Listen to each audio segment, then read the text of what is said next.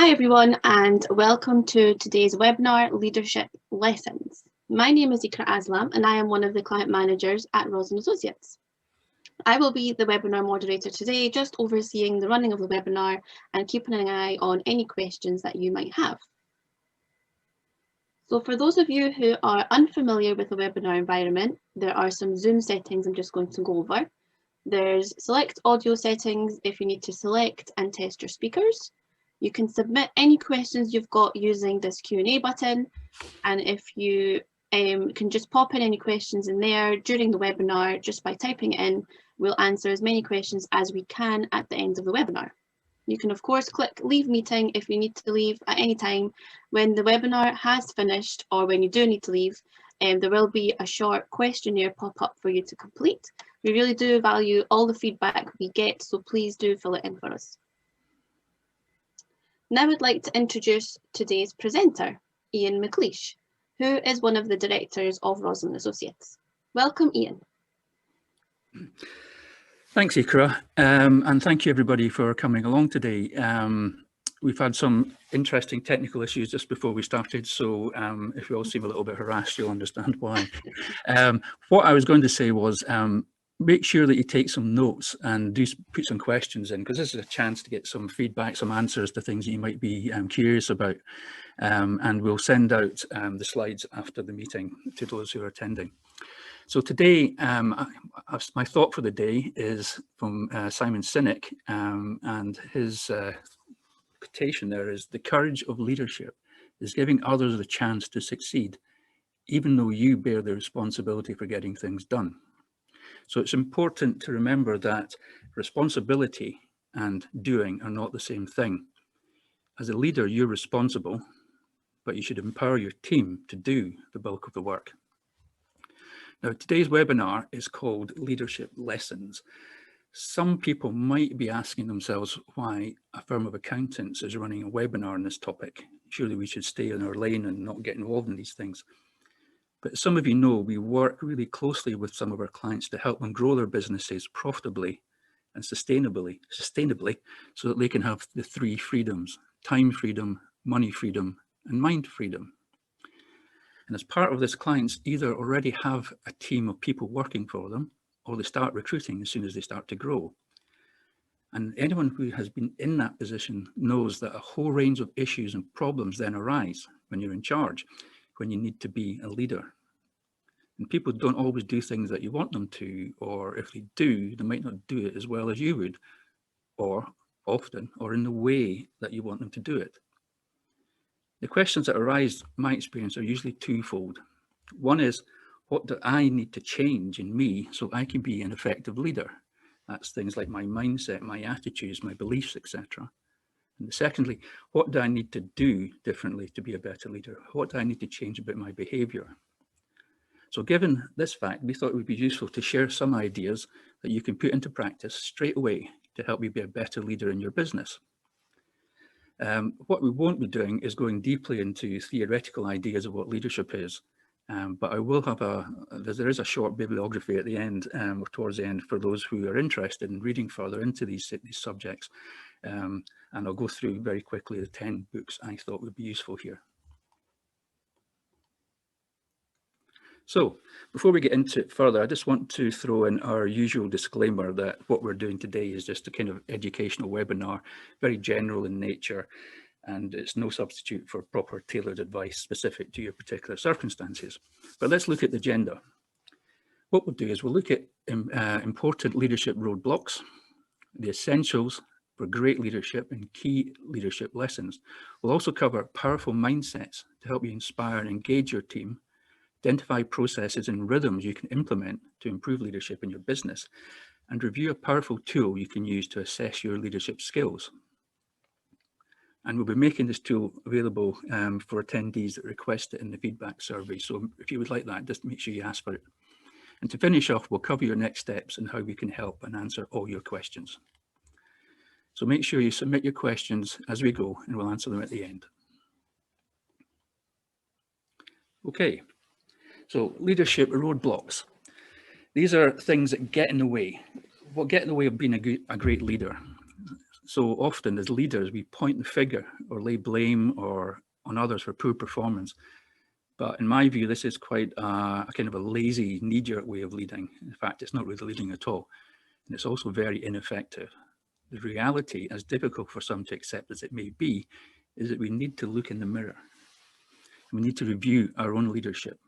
After all, we can only control our own behavior. And as challenging as it might be for some, the first step to improve is that we have to acknowledge to ourselves that we can do better. A key attribute of a great leader is recognizing that you can always do better. With an open mind, positive change is more likely to happen. So let's look at some of the roadblocks. First of all, no formal leadership training. Typically, the people we work for maybe started off by themselves, a one-man band. Then they start recruiting people. So they're very good at what they do, whether it's a car mechanic, whether it's a joiner, an electrician, or whatever. They're very good at it, but they haven't had any training. So when they take somebody on, what do? But these skills can and must be learned, and that the learning never stops. So you have to get over this roadblock, you need to learn. Another roadblock is lack of clarity and alignment. And what that means, that there's often just no sense of direction. There's no documented or shared plan. So the team don't really know what's going on. And without that, without a plan, there can be a lack of alignment between the business owners, if there's more than one, as well as the team members being really unclear on how their role or career goals fit into the business goals. That gets in the way. Poor communication. Things often come back to poor communication in my experience.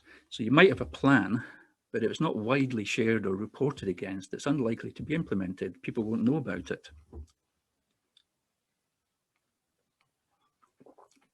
Next one, business purposes and values not articulated or lived into. Knowing why your business exists and what values you operate under provides a clear framework for team success. I'll share our core purpose shortly. Likewise, we have core values that drive our behavior as a team. One of those core values is great relationships.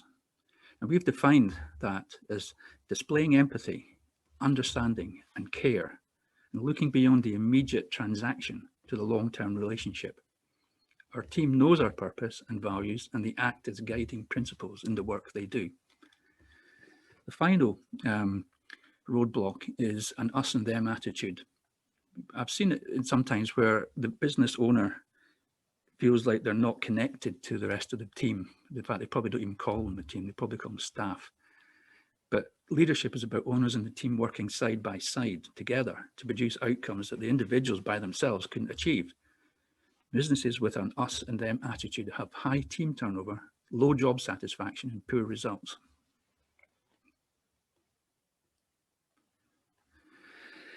So let's flip those roadblocks on their head.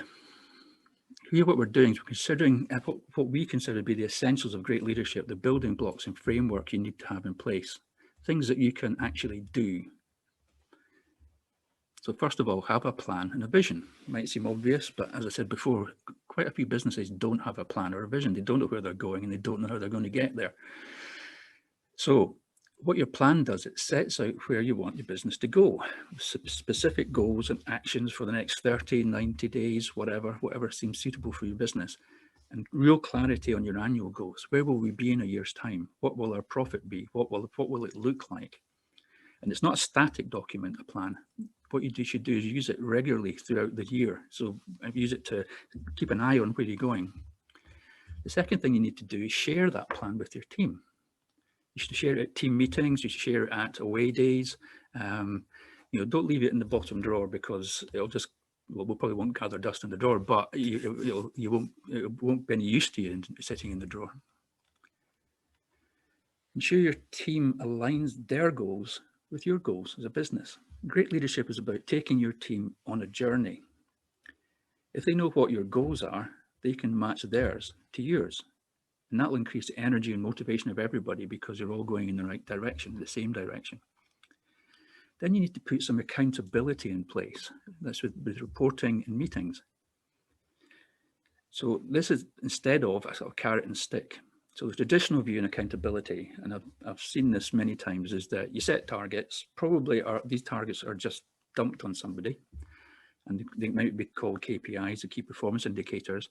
And then if the person you've dumped the targets on doesn't achieve it, there's consequences. For instance, they don't get the bonus, or ultimately it leads to what is euphemistically called performance management, which really means, you know, get better or you're out the door. It's actually far more effective to just have reports against the targets, meet regularly, discuss them, work collaboratively. And this enables the team members to get clearer on what's expected of them and be able to, you know, monitor themselves and their own performance, because they know if they achieve certain things that they'll do well, but they also know they're supported. Second last, we've got to inspire the team. One way you can do this is think about people who you see as leaders and most charismatic. You know, there's loads of different types of leaders in the world that you can see. And their actions and behaviors inspire others to change, evolve, and become better versions of themselves. So one thing you could do is kind of model them, see what they do, read their biographies, their autobiographies, and get a sense of what they do to be inspiring. And finally, walk the talk. That's basically do as I do instead of do as I say. And it's a really important point, because people see leaders as models. If the leader does something in a certain way, other people will assume that's the way to do it. So don't say, do it this way, and then actually do it another way, because it just won't work.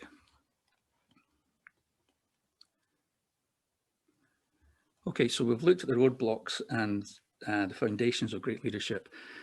What I want to do is share some leadership lessons, and there's hundreds of books. I'm going to go through 10 books, but not all the way through them. I'm going to show 10 books at the end and just make some brief comments.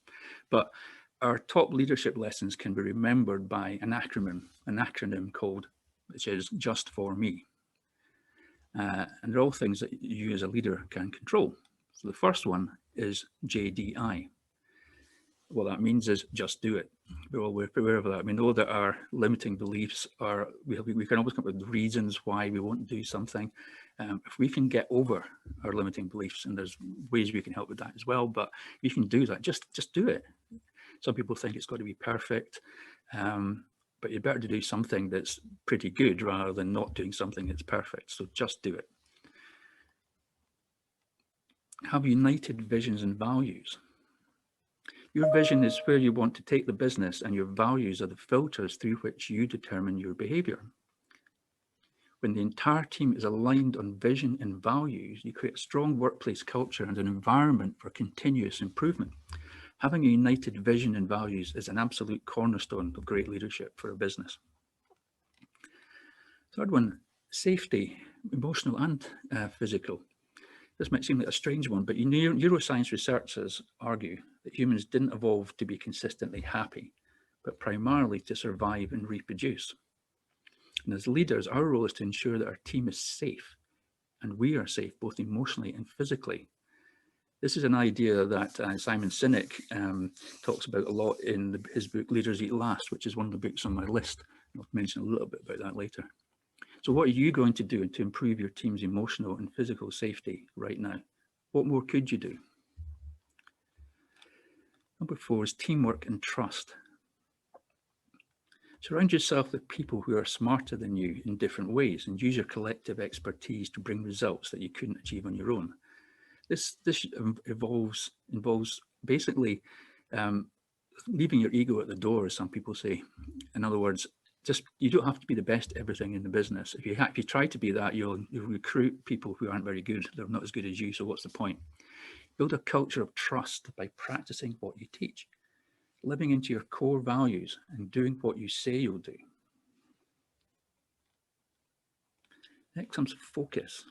Once we've got a clear idea of the vision and the plan, and we've shared it with our team, we can all focus on our individual contribution towards achieving those goals.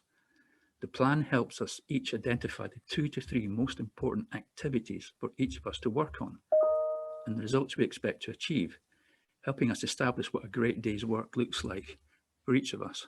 Give me a second. I think that's my computer, right? The 2 to 3 most important activities and focus, often referred to as rocks, and that can be rocks for the next 90 days. So the business has its rocks, These are the big important things. If we can achieve these, we'll have made progress towards achieving our goals and fulfilling our plan. So then each individual has rocks as well. In other words, these are the 2 or 3 things that they should achieve during the quarter. This comes from a book, a thing called EOS, and a book called Traction, which is another book on my list that I'll show you later. Opportunity. Now this is these days maybe sounds a little bit what's the word, sort of business speak, but you know, every challenge or difficult situation does in fact present us with an opportunity. For example, if we're a poor performing team member, we have an opportunity to support them better, to remove any barriers to them operating better, or if we can't achieve alignment and improve results, the ability to open the door of opportunities for them. Next comes resilience and resourcefulness. These are qualities that you can develop, but are necessary for a good leader. So resilience is the capacity to recover quickly from difficulties, and resourcefulness is the ability to find quick and clever ways to overcome difficulties. So as a leader, it's your job to build resilience both for yourself and for your team, and at the same time use your team as your primary resource to overcome difficult situations.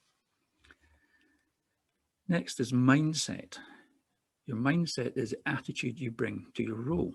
For instance, you may have an abundance mindset or a scarcity mindset as a leader. You can have a guess which is the best one to have, and we'll cover 5 key mindsets in more detail next. And finally, empathy and energy. Our last leadership lesson is perhaps the most important. Empathy in a business is the ability to see things from another person's perspective and be prepared to do something about it. For example, if someone is struggling to do their job, an empathic leader will seek first to understand why the team member is struggling, to offer support and training as opposed to complaining about the performance to others. And there may be valid reasons why the team member is not performing, Increasing our empathy for others and living into these leadership lessons increases energy across the team and the business. So think how energized you feel when things are going well. What we can do is use all of these lessons as a way to build energy across our business so we get improved results for all.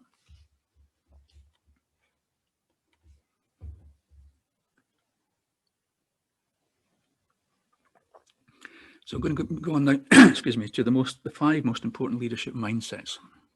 So what is a mindset? Mindset, it's a bit of a buzzword just now, but it's essentially an attitude that you bring to work.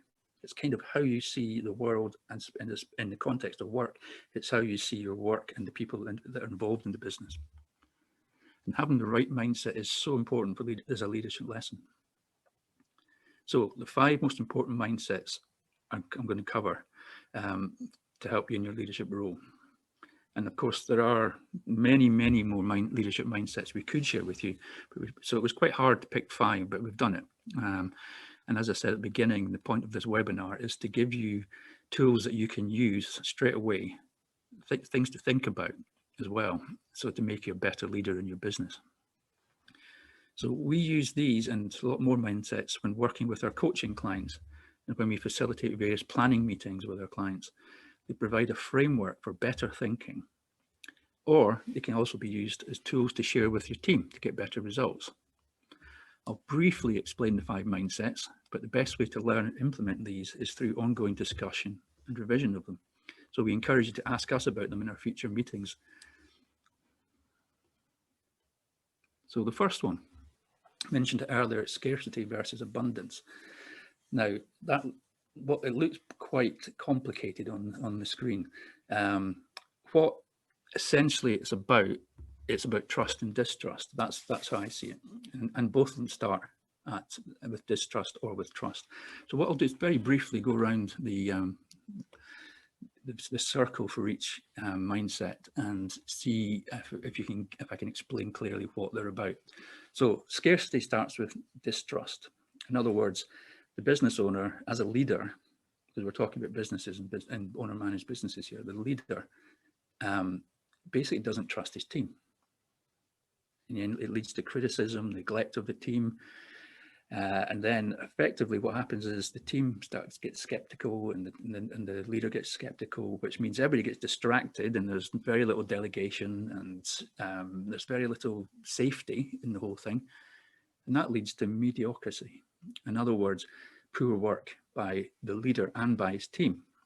Now,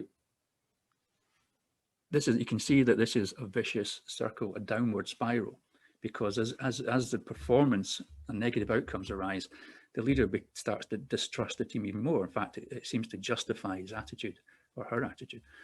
So then they become more frustrated and more stressed, more critical of the team, which then leads to sort of more distraction, to more mediocrity. So you can see how it just simply goes downward. Now, the abundance mentality is quite different.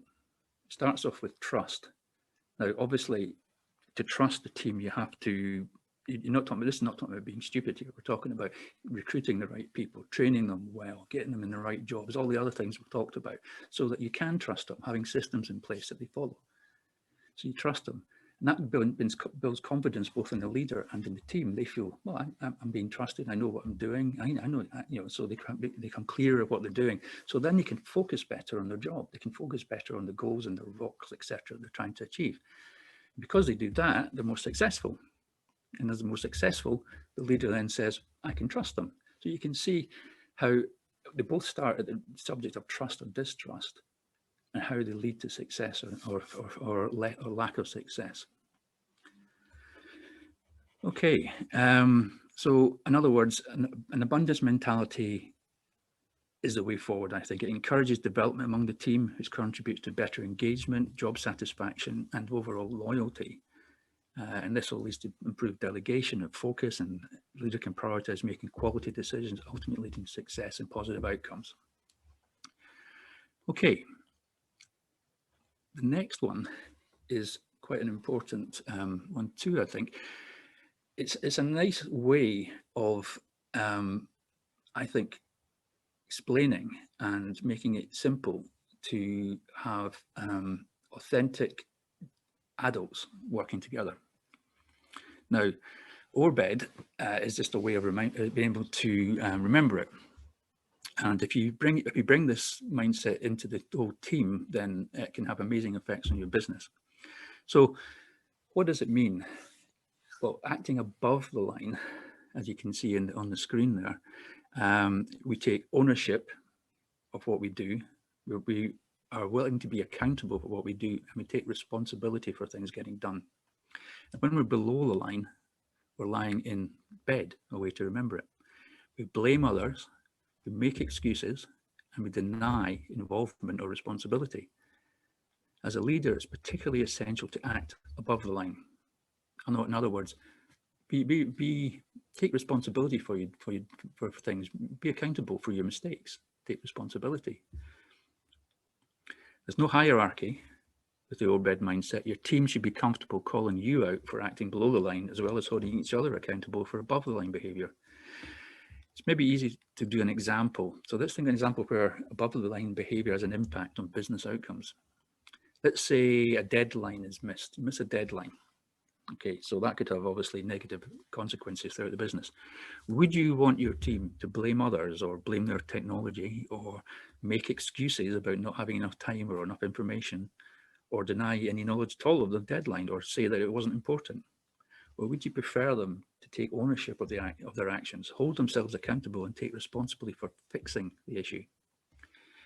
When acting above the line, your team is more inclined to work together to find a solution. And that acts as a safety net for each other, rather than throwing each other under the bus, as they say. Basically everybody takes responsibility, and it's not about blame. It's about, how do we do this? How do we stop this happening again? How do we do better in the future? Issues are resolved faster, less rework occurs, broken processes get found and fixed, and implementing a plan is easier. The third leadership mindset is all about defining and living into your purpose.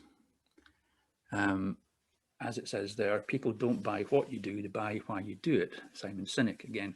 And I would highly recommend a TED talk by Simon Sinek on Start With Why. I think it's 18 minutes long. You'll find it if you Google it. One of the most watched TED Talks ever explains why it's important. Your purpose is why your business exists for your client.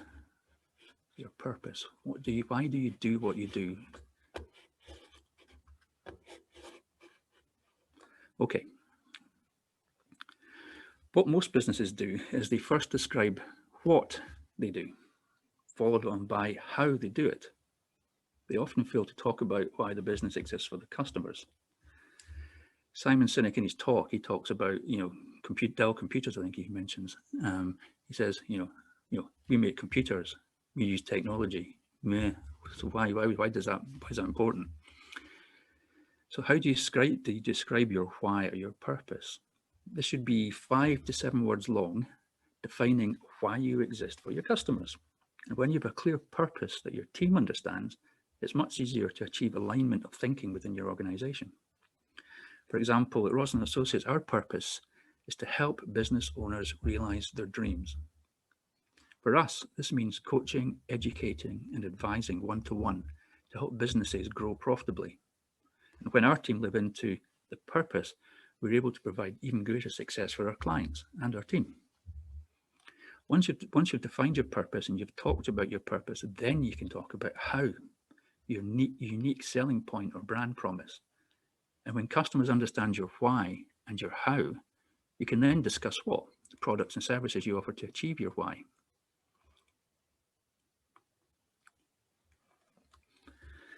Right, our fourth leadership mindset helps us achieve better results across the entire business. It's a reminder that having a clearly defined vision and goals across the team brings energy to our work. So the first quadrant is vision.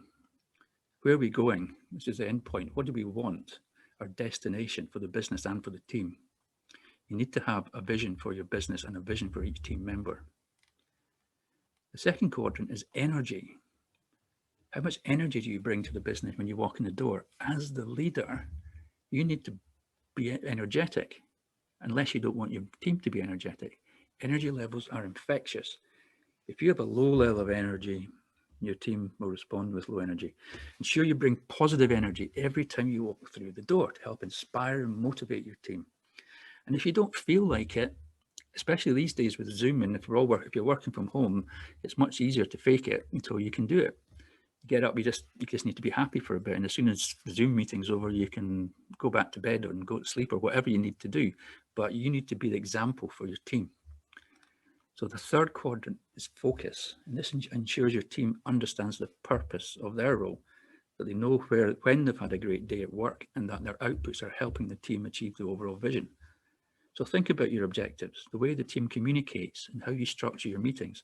With better focus and planning, you can maximize outcomes. And the fourth quadrant is empowerment.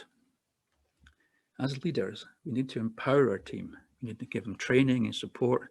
We need to help them do a great job by giving both constructive and positive feedback, delegating to them without dictating how they should do their job, and without abdicating responsibility for the outcome. True delegation requires clear handover of processes while encouraging improvement ideas and taking overall responsibility for the outcome.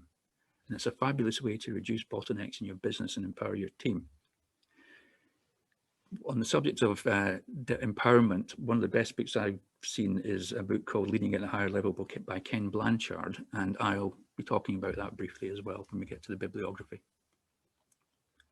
Okay, so the final leadership mindset I want to look at today is about aligning your team members' goals with your business goals and creating a way forward for your team. Now, this is a very, very simple thing to remember. It's so simple, but it's very powerful. First, you've got to determine where you are now. Where's your business now? You've got to be honest with that. What's your current financial position? How many hours are you working? What's your current role? What's the value of your business? Spend some time, work at where you are. And then decide where you want to be in the future. What's your future vision for the business? In 5 years' time, what do you want your financial position to be? How many hours do you want to be working? What does your role look like? What do you want the value of your business to be? And finally, set a plan to get from where you are now to where you want to be. That's the how. So identify the things you need to do, the actions you need to complete, set key performance indicators, and establish a reporting framework to monitor your progress towards your goals, and engage someone to hold you accountable to ensure you reach that future vision. So start with where you are now, a really thorough understanding of where you are now, a very clear, precise, specific idea of where you want to be, and then a plan with actions and reporting and accountability to get there. And follow the same process with your team. Identify where each team member is now, where they want to be in the future, and a plan to get them there. Demonstrate how their plan fits in with a wider business vision to ensure their goals are aligned. So that's the top 5 leadership mindsets. We've got at least 25 others we could share with you. So if you like these, please talk to us more about them in our meetings. So now you know the top leadership lessons and the leadership mindsets. Let's all look at some practical ways that we can embed better leadership into your working day. So we've talked about, as I said, we've talked about the big picture, the fundamentals of what you have to be and how you have to be and behave. These are practical things you can do. The first one is a 10 hats organizational structure. What does that mean? 10 hats, we did a whole webinar on it, so it's difficult to explain it all in a couple of minutes, but the 10 hats are the 10 functions within any business. And typically they are the shareholder or the owner hat, the director hat, that's kind of the strategic management, and then the leadership hat, which these all fall under the business strategy. And then we have the operational hats, which are product or service development, marketing, sales, operations, finance, HR, and the admin and tech hats. And our clients typically get far better results when they define which hats they want to wear, which ones they can take off, and how they can enable other team members to wear different hats. For example, you can outsource the marketing, finance, or tech hats to free up your time. At Rosen Associates, we obviously don't outsource the finance side, but we do outsource the technical side. We have IT support. Likewise, you may get better results by having someone other than you leading the operations department. And that can be really hard to let go. You started a business, you're the guy who's on the tools or doing the work, whatever it is. How hard can it be to let that go and not do it anymore? This is one of the major limiting beliefs, I suppose, it really is for owners of trades businesses, for instance, because it's like they're defined by being that particular trade. What you need is clearly defined job descriptions. So once you know what your organization chart is, then you have to define what each job, what the main things they have to do in that job. So it's crucial that all team members are clear on their individual roles. A clearly defined job description with key tasks, key performance indicators, completely documented, is the best way to define a great day's work for everyone on the team. Then we've got 6 monthly performance review and goal settings. Now, this doesn't mean that you don't speak to people for 6 months. It means that this is a sit down. You can actually review how the person's carried out their job against their rocks, their development plan, and the main tasks as part of the job. You can get templates from all sorts of places that will help with this. So I mean, the main point is we do performance reviews only with the poorly performing people. Then it can become very negative and damaging because, first of all, you're not telling people they're doing a great job, so you're missing an opportunity to motivate and encourage them. But also, if you do get called into a performance review, you know it's going to be a bad thing. And that, again, is totally negative and damaging. And then we've got appropriate meeting reports and rhythms. So meeting without reporting are pretty much a waste of time. They either become a meeting where people are trying to find out things, so when the information that's provided, or the team is completely left in the dark as to whether or not they're on track to their targets. And the rhythm is how often these meetings happen. Now, what we do, we have most mornings we have what's called a huddle, 5 minutes, and we obviously it's done remotely on Zoom at the moment, and it's basically, how are you? What are you planning to do today? And do you need anything from anybody? Simple. It can take 5 minutes just to go through it, but it keeps that's a daily rhythm. And then we have a weekly team meeting, which is anything from 15 minutes to an hour and a half, depending on what's been happening. and there's a fixed agenda, and everybody knows what's involved in it. And the last part of it is about dealing with issues, but this happens all the time. And the directors have regularly quarterly meetings and an annual meeting, so everybody knows what's going on. So this kind of leads me nicely into a practical tool you can use to assess what you need to do to be a better leader.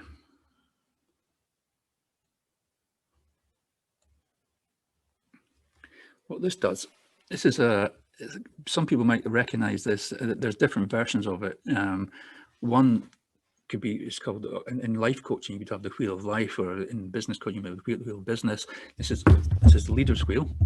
So we start at the top. The first thing, and well, the point of this is to see how well you rate yourself in any particular aspect of leadership. So there's 8 abilities we've got on the wheel. So starting at the top, the first one is being able to foster trusting relationships. How good are you at, and what do you do to build a strong relationship with your team?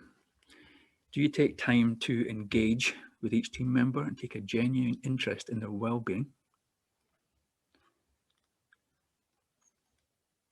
Do you take time out? These days you can't take them out for lunch or for coffees, but you could have private, if you like, one-to-one Zoom meetings. And once things go back to normal, whatever that means, perhaps we'll be able to take people out for lunch or take them for coffee. So moving clockwise, the next thing we have is being able to influence and being open to being influenced. How well do you listen to understand instead of listening to reply? Are you curious and open to hearing other people's opinions? Do you implement other suggestions and praise them for the resulting success? And do you share new learnings with your team? The next one is being able to take risks and confront reality. Running a small business and being a leader of a small business, you're going to have lots of risks and lots of decisions to take, whether they're financial, whether they're strategic, whatever. And part of this is being vulnerable and admitting your mistakes. You recognize that mistakes are an opportunity to get better, to learn things, and same for the team. Do you look for opportunities arising in difficult times? Over the last year, we've had some pretty difficult times. I've seen clients with the right mindset and the right leadership skills basically say, right, okay, we can sit and we can choose just to be, beaten by this, or we can look to ways to actually survive and get better. And some clients are coming out of this actually much better businesses because of it. Do you have courageous conversations when they're needed? These are the ones that everybody knows what the courageous conversation is. The ones that you don't want to have, but the ones that you need to have. And do you proactively look for potential risks to mitigate? Do you take time out to reflect, plan, and work on your business? The next key ability is allowing others to learn from mistakes. Do you recognize opportunity to delegate and encourage others to stretch? And if you encourage others to stretch, chances are they're going to make a few mistakes. And what do you do when they do? Is your work environment one where team members feel safe trying new things and sometimes maybe making a mistake? If your culture reflects this, your team will be more inclined to innovate and find better ways of doing things, all while being confident enough to admit it if they make a mistake, and proactive enough to remedy it fast, i.e. acting above the line in the OARBED mindset. As a leader, one of your key roles is to deliver results. What do you do to ensure you deliver results for your business and your team? Do you set realistic goals and actions? Do you have regular meetings to help dissolve your team's roadblocks and reduce bottlenecks? Do you keep the business on track to achieving your goals? You're ultimately responsible for the delivery of results. Next, you need to be able to clarify your expectations and motivate your team. Again, communication is key to effective leadership. Do you undertake a regular performance review and goal-setting session with each team member? Is your team engaged in the work they're doing? Do they enjoy it? Do you make sure their roles play up to their strengths and allow them to develop their skills? Then, how do you rank your ability to keep commitments and extend trust? Can people rely on you to do what you say you'll do? Do you stick to your scheduled meetings and, where possible, avoid cancelling? I once worked with a business partner who essentially was well known to be late for every single meeting and cancelled meetings at short notice, and the disruption this caused and the ill feeling was incredible. Do you have an open door policy so your team feels comfortable interrupting you with questions or asking for help? I suppose these days when you're online, I suppose it's, do you have Microsoft Teams open so people can get in touch with you easily? And finally, do you create transparency and inspire confidence? Have you documented core values? Do you live into your core values and share examples of your team living into them at meetings? Do you regularly recognize strengths and good work? Do you give your people the credit they deserve? As a leader, your success is a direct reflection of the success your team achieves. So here's an example of what your leader school may look like once you've filled it in. So you can see here, this person has scored themselves quite high on clarity, expectations, motivation, transparency, but very low on allowing others to learn from mistakes, take risks, and fostering trusting relationships, which is quite an interesting one. But it does show the areas that they need to work on. So if you're interested in doing this assessment after the webinar, please indicate on the exit survey and we can send it to you.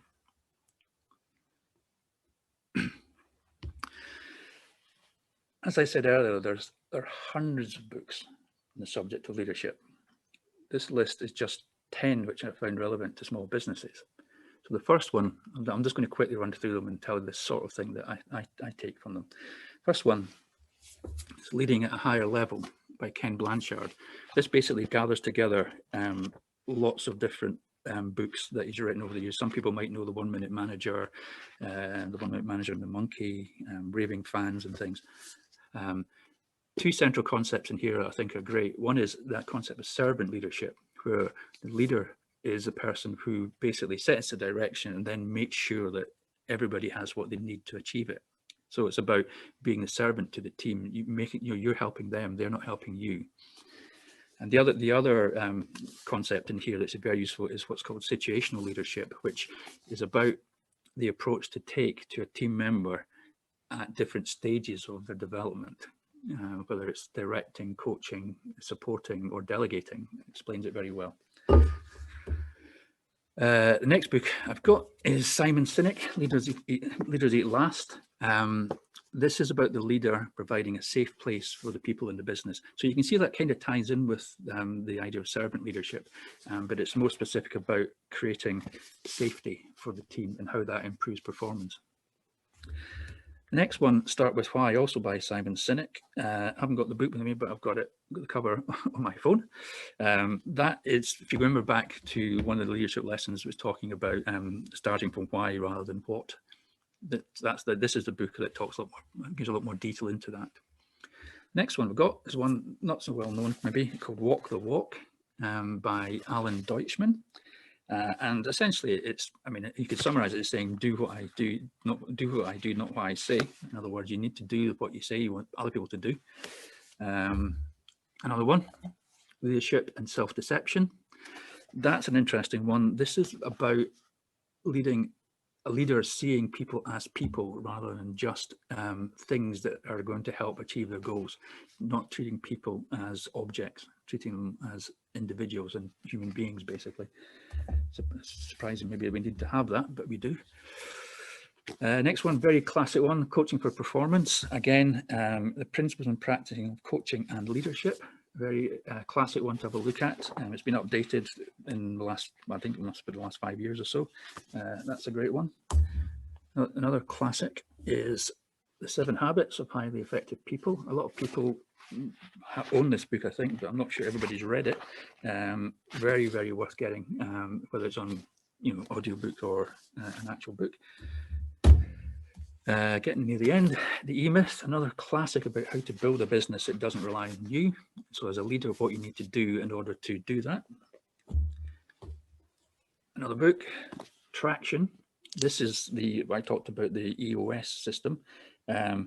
We've talked earlier about things like the meeting rhythms and rocks and stuff like this. This book is incredibly good as a blueprint for creating that in your business. And I always like to get one NLP book in. This one, NLP Business Masterclass, Driving Peak Performance with NLP. Has some great case studies and stuff about setting goals, etc. in it. So those are just 10 books. Now there are loads of other books I could have picked, but as I say, they'll be on they're on the slides that you'll get later if you want to look a bit further into that. Okay. So next steps. Our aim with this webinar is to help you take what you've learned today and implement some positive change in your business.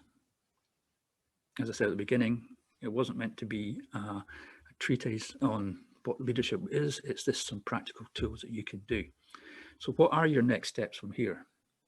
What I would suggest is get a pen and paper if you haven't got one already and write down the 3 most important actions you're going to take as a result of attending this session today. You've invested up to an hour of your time already, so make sure you commit to action. If you remember, just for me, it was just do it was the first one. Just do it. Write down 3 things that you're going to do and go and do them. So we've shared a lot of key leadership lessons today, so it's important to ask yourself how you stack up against those lessons. As I said, we've got a leadership assessment tool we can share with you. Just ask for it in the exit questionnaire feedback form. As mentioned, having a clear plan is one of the most important leadership tools for you and your team. This plan needs to articulate your business purpose and vision and provide 3 to 4 key goals that you want to achieve this year. Your team can then align their personal development plans and goals to your plan, and this enables you to focus on what you can do as opposed to worrying about what is out of your control. And of course, we're here for you if you want help. Very briefly, one of the things how we can help. We can send you the worksheet thing, just ask for it, that's free. You can do a business planning session, and that's basically a fundamental framework for improving all the leadership areas we've covered today. Get clarified purpose, vision, values with a financial plan, and get your goals aligned.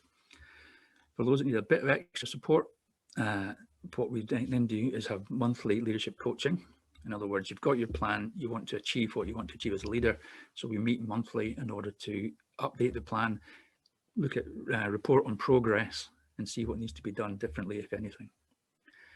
And if you're not sure what you want, why don't you have a free 1-hour meeting with us? You just need to ask for it. We'll arrange it. We'll do it on Zoom at the moment, obviously. Once that's done, we can just see where that goes. So we've come to the end of this part. I will pass it back to Ikra, who will hopefully have some questions. We do, yes. Thanks, Ian. Okay. So we've got a couple of questions so far. If anyone else has got questions, there's the Q&A box, just type it in there, and we'll try our best to get through as many questions as we can. So first one, Ian, how much of a business plan would you share with the team? I don't feel comfortable showing my team the numbers in relation to turnover, profit, or cash goals. A good question, and quite a common question. Again, this kind of comes back for me, to mindset. If you want your team to be aligned and to be supporting each other to achieve the goals that you've got, if they don't know what the goals are, how are they going to do that? I think usually this question is around finance. You know, in other words, you know, do you want people to know how much or possibly how little you're earning? Well, I think it's about, my personal view is, do what's right for you, because if you do what's not right for you, you probably won't work very well. But that's an easy answer. I think I would encourage to be as open as you possibly can. You know, and if you are making, you know, the question would be, why aren't you doing it? You know, if you're making £1 million and you're paying people minimum wage, I can see why you wouldn't want to share that, but maybe that's an indication that you're not doing the right thing, possibly. A practical way you can do it is look at, you know, growth, or just look at the top line. Don't look at the profit. Just say that, you know, this is have some key performance indicators that you can report on, but it doesn't need to mean everything. You could say, what's your monthly sales target? What's your gross profit percentage? Just leave it at that. If you can maintain these are 2 KPIs that work really well for a lot of businesses. So if you can do that and report on that, then you're not telling them everything.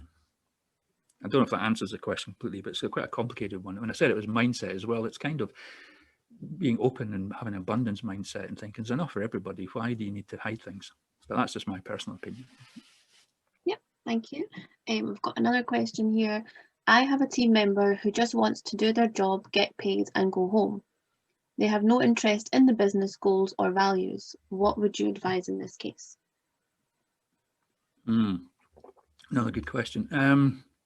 I think, first of all, it depends on how big the business is.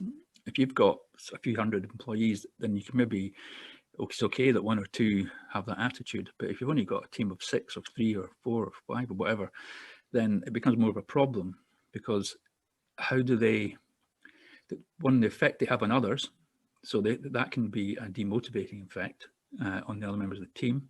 And again, you'd have to see how serious that effect was.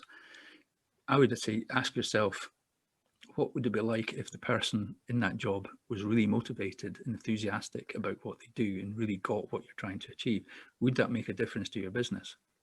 And if it would, then as a leader, given that one of your responsibilities is to deliver results, you might have to do something about it.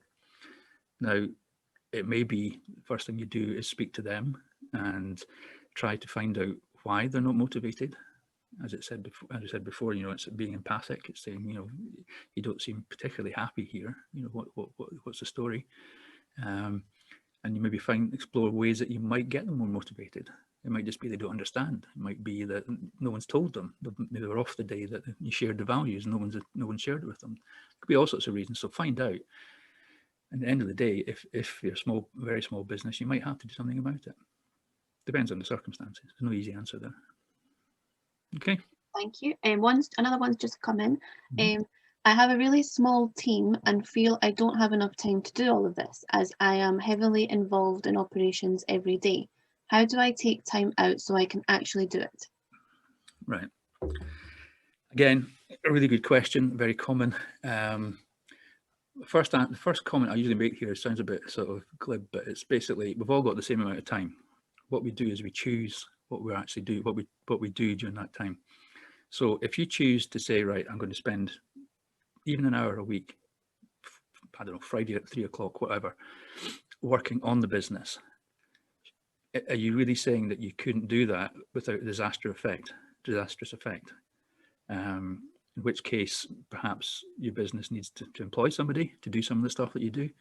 Again, if you make a plan and have a 10 hats organizational chart of what your business is, you can then decide what each role is, get a job description, get processes in place, standard operating procedures, SOPs, whatever, and then recruit somebody to do that. Then you're doing less of the job. Often, I think there's two things going on there.